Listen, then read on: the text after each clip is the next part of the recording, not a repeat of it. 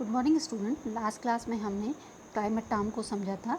Today we will discuss climate and adaptation, how animal adapt their climatic condition.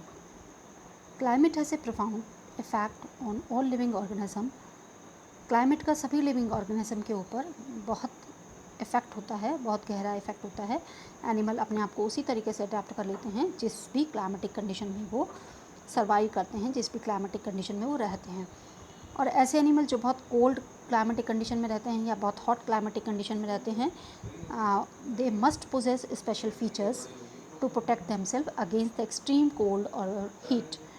तो उनके जो special features होते हैं जो जिसको कि वो अडेप्ट जब करते हैं अपनी सराउंडिंग्स को, तो ये जो स्पेशल फीचर्स होते हैं ये धीरे धीरे लाखों सालों में एनिमल ने अडेप्ट किए हैं।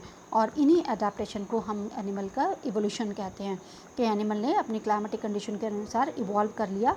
अब वो उस क्लाइमेटिक कंडीशन में आराम से सर्वाइव कर सकता है, जबकि कोई दूसरा एनिमल हम वहाँ से बाहर से लाएंगे तो वो वहाँ सर्वाइव नहीं कर पाएगा। क्लास 6 में हमने वेदर और क्लाइमेटिक कंडीशन का सॉइल के ऊपर इफ़ेक्ट देखा था, और इस क्लास में हम एनिमल के ऊपर क्लाइमेटिक कंडीशन का इफ़ेक्ट देखेंगे। एनिमल्स अपने आप को एक सर्टन हैबिटेट में ढाल लेते हैं, और ये जो उनका हैबिटेट में के अकॉर्डिंग उनमें जो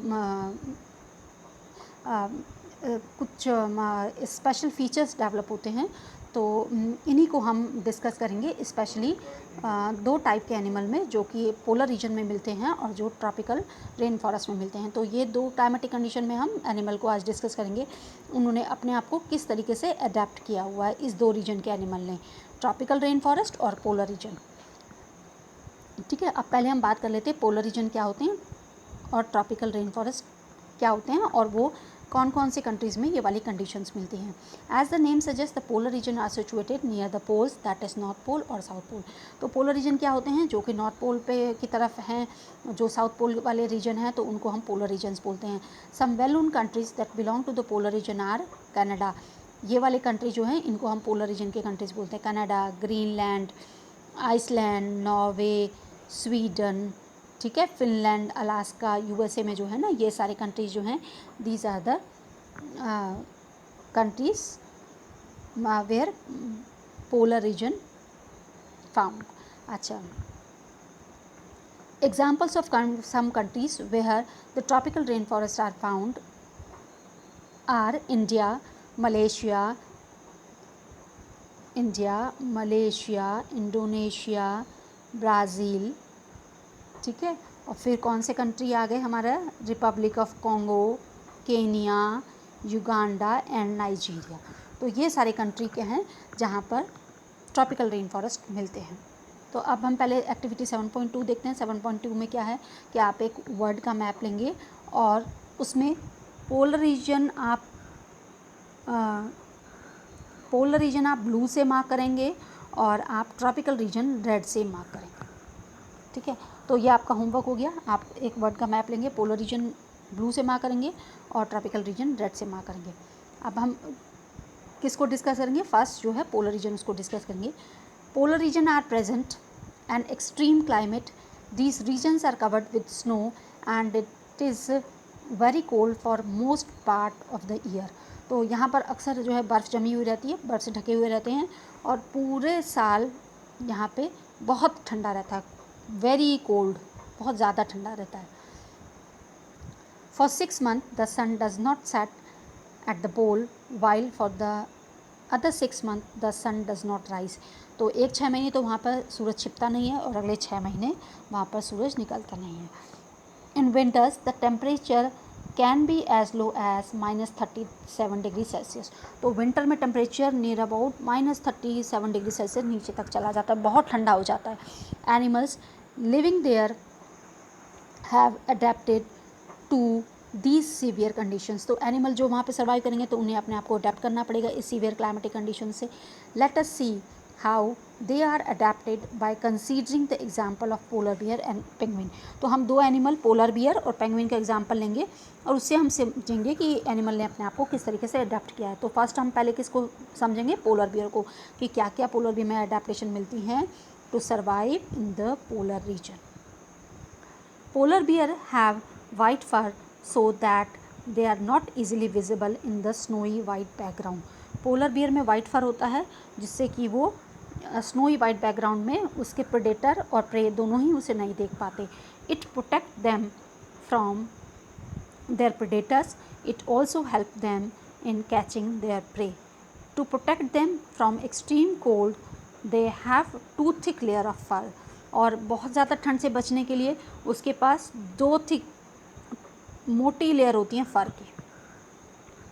they also have a layer of fat under their skin. और एक नीचे स्किन के नीचे मोटी फैट की लेयर होती है जो उसकी बॉडी को इंसुलेशन प्रोवाइड करती है. In fact they are so well insulated that they have to move slowly and rest often to avoid getting over heated. तो उसकी बॉडी में काफ़ी इंसुलेशन होता है तो बॉडी की हीट बाहर तो नहीं निकल सकती, तो इसलिए वो बहुत धीरे चलता है जिससे कि उसकी बॉडी बहुत ज़्यादा गर्म ना हो जाए. ठीक है. Physical activity on warm days necessitate cooling. और जो फिज़िकल एक्टिविटी होती है जब गर्मियों के दिनों में थोड़ा गर्मी का मौसम आता है, जैसे तो गर्मी ज़्यादा होती नहीं है, मतलब जिस समय ज़्यादा धूप निकलती है तो उस समय वो फिज़िकल एक्टिविटी करता है थोड़ी, तो उस समय वो ज़्यादा गर्म ना हो इसके लिए अपनी बॉडी को कूल करने के लिए वो स्विमिंग करता है. It is a good swimmer. और वो बहुत अच्छा स्विमर भी है. It paws are wide and large which help it not only to swim well but also walk with ease in the snow. तो जो उसके पॉज होते हैं वो काफ़ी वाइड और लार्ज होते हैं तो वो उसको स्विमिंग करने में भी हेल्प करते हैं, साथ के साथ उसकी वजह से वो इजीली स्नो पे चल भी पाता है. While swimming under water it can close it's nostril and can remain under water for a long duration. तो जिस समय स्विमिंग करता है वो अपने नोस्ट्रिल बंद कर लेता है और काफ़ी देर तक वो पानी के नीचे रह पाता है. It has a strong sense of smell so that it can catch its prey for food. तो उसमें बहुत अच्छी स्मेल सूंघने की क्षमता होती है जिसकी वजह से आसानी से वो अपने प्रे को कैच कर पाता है, अपने शिकार को पकड़ पाता है. We can understand the adaptations of polar bear with the help of a flow chart shown in figure 7.3. और 7.3 जो फिगर है उसमें एक फ्लो चार्ट की हेल्प से पोलर बियर की अडेप्टेशन को समझाया है. तो पहले हम बात करेंगे कहाँ से. First adaptation, the white fur not easily visible in the snowy white background. तो ये उसकी अडेप्टेशन है. तो ये उसको कहाँ हेल्प कर रही है, ये उसको हेल्प कर रही है किसमें, its predator and prey are unable to see it. तो इसको वाइट फर से उसको क्या बेनिफिट हो रहा है कि उसके प्रेडेटर और प्रे उसको नहीं देख पा रहे. अच्छा, सेकंड अडेप्टेशन हम उसमें की बॉडी में देखते हैं. It has two thick layer of fur. उसकी बॉडी में दो थिक लेयर होती हैं फ़र की. तो उससे उसे क्या फ़ायदा मिल रहा है, these keep it warm in the cold weather. और इसकी वजह से वो बहुत ठंडी में अपने शरीर को गर्म रख पाता है. तीसरी अडेप्टेशन उसकी बॉडी में क्या है, वो है it has a layer of fat under the skin. उसकी बॉडी में फ़ैट की मोटी लेयर है स्किन के नीचे. तो इससे उसको क्या बेनिफिट मिल रहा है, इससे उसको क्या अडेप्टेशन मिल रही है, the fat insulate its body from cold and keep it warm. तो ये फैट की जो लेयर है उसकी बॉडी को इंसुलेट बना के इंसुलेशन प्रोवाइड करती है जिससे कि बहुत एक्सट्रीम कोल्ड में वो अपनी बॉडी को गर्म रख सकता है. अच्छा, अब चौथी अडेप्टेशन उसकी बॉडी में क्या है, it has long curved and sharp clause. उसके जो क्लॉज होते हैं वो शार्प होते हैं और कर्व्ड होते हैं. उसको क्या उससे बेनिफिट होता है, these help it to walk on ice, जिसकी वजह से वो आइस पे बहुत आराम से चल पाता है. लास्ट अडेप्टेशन उसकी बॉडी में क्या है, it has a very strong sense of smell. और वो उसकी बहुत अच्छी सूंघने की क्षमता होती है जिसकी वजह से वो अपने प्रे को लोकेट कर पाता है और उसको पकड़ पाता है. तो आज की क्लास में हमने पोलर रीजन में पोलर बियर में जो अडेप्टेशन होती है उनको डिस्कस किया. नेक्स्ट क्लास में हम पेंगुइन में क्या क्या अडेप्टेशन है एक्सट्रीम कोल्ड में रहने के लिए, पोलर रीजन में सर्वाइव करने के लिए, हम उनको पढ़ेंगे. Thank you for today.